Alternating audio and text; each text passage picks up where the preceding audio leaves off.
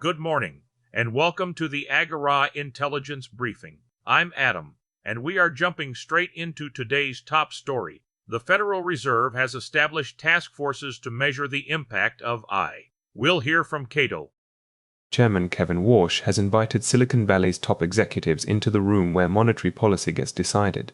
The Federal Reserve has established the chairman's task forces for advancing monetary policy. One of them is called Productivity and Jobs.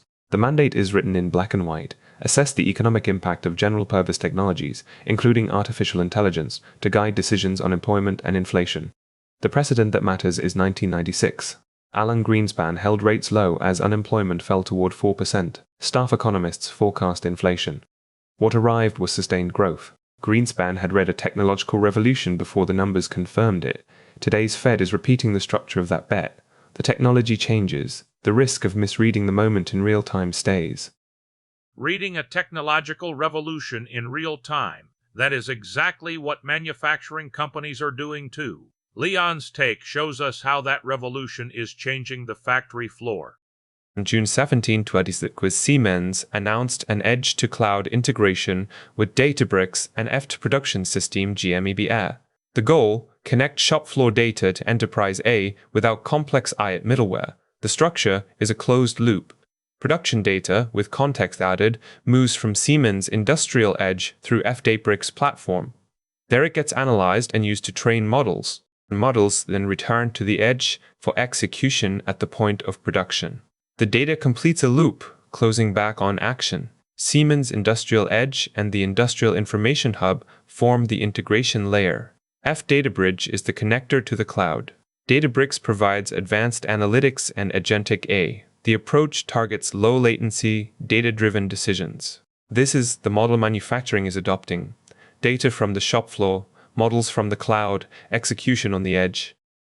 A closed loop that starts at the shop floor and returns to the shop floor, with the models in between. That same discipline, integrate and verify before you declare, shows up in a very different industry. We ask Mira to walk us through the Elevado model. Brian Farhide describes his arrival as landing at a studio that has already proven its thesis. The interview is from August 21, 2006. Elevado dedicated 12 months to validating a hybrid production model before recruiting a general manager. The work already exists: real campaigns for real brands on air at broadcast quality. The source remains a single interview, with all the limitations of a single case. Farhide has led Method Studios, Be Real, Rasa, and Stink. The allocation choice he made carries weight as a directional signal. A single case shows that a configuration is possible. How frequently it repeats and the conditions required remain to be demonstrated. Before turning an anecdote into a technological thesis, a sample size of one requires this kind of distance. The hybrid I model exists in production. Its scalability awaits verification across more cases. A studio that waited 12 months of proof before declaring itself ready. On LinkedIn, the proof timeline has collapsed. Over 1 million users have already delivered their verdict. Let's hear from Nova. On August 21, 2006, LinkedIn shared a clear number. Over 1 million people clicked the "Seems like I slop" button in less than a month since the July 30 launch. The figure comes from Chief Product Officer Hari Srinivasan. The context surrounding it is heavy. The eye detector Pangram classified 41% of the platform's long posts as entirely AI-generated. Behind the press release language sits a positioning bet. LinkedIn is turning content quality into a crowdsourcing job. The button collects user judgment and feeds internal classifiers. Srinivasan states that members are seeing 40% fewer views on content the platform labels as slop compared to just a few weeks ago. The operational signal is clear. The ranking rewards human content. Professional platforms are betting on authenticity as a competitive advantage. 41% of posts classified as pure AI. 1 million flags in less than a month. Vega reads a similar signal in the wearable market and takes it all the way to the courtroom.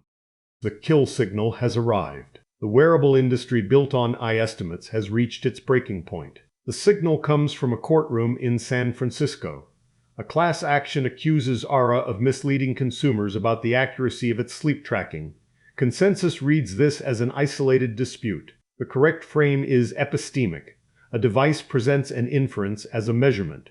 The difference matters. For years, users have shared frustration online about readings that declared them well-rested while they felt exhausted. Now that frustration has found a legal form, and legal forms scale, anyone leading product strategy should reread every accuracy claim written on the packaging right now. The cost of that claim is about to change by an order of magnitude. Horizon, end of 2007.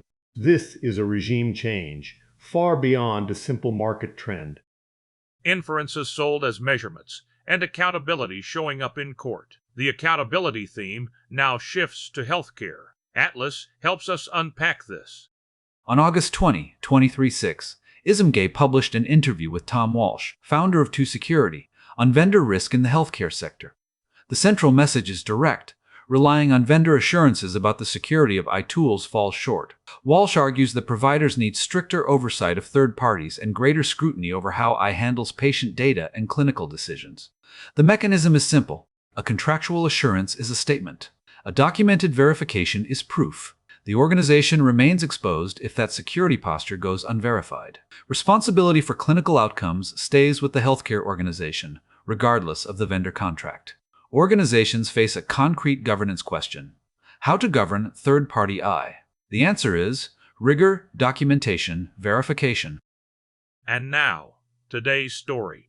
From oversight of individual vendors to a system that tries to unify entire business processes, we give the floor to Saga. In August 2006, Databricks presented a single application that connects retail demand planning to execution at the point of sale. The original idea tied together two worlds that retail has kept separate for decades. On one side, category planners who forecast sales and build assortments. On the other, marketers and store managers who run campaigns in the field. Databricks proposes the bridge. The retail category is the perfect proving ground. Thin margins, high-frequency decisions, a chromic gap between those who plan and those who sell. Every real improvement leaves a numerical trace. Let's stay rigorous. Databricks has announced a capability. Verified numbers will come when the retailers that adopt it publish their before and after results. Until then, the announcement stands for what it documents, an industrial direction, a result awaiting measurement. Retail waits for the proof, as always. Waiting for the proof, verifying before declaring. That is the same rigor the Federal Reserve applies to general-purpose technologies, the very subject we opened with this morning.